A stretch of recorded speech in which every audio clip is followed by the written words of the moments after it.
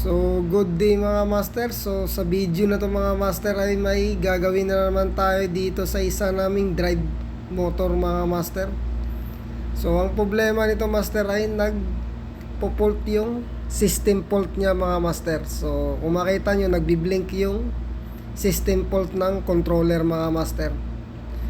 So, dito mga master ay binuksan ko yung drive controller niya mga master at naliligo siya ng oil talaga master. So nagsiswimming yung drive controller namin ng oil mga master dahil nga sira yung oil seal nito mga master. So kaya sabi ko sa mekaniko na baklasin na namin kasi nga kailangan maayos yung leak.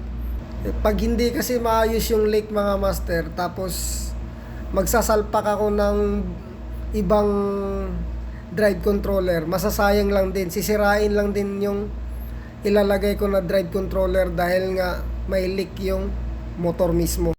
So ngayon master ay okay na, so hindi na siya nagpo-fault.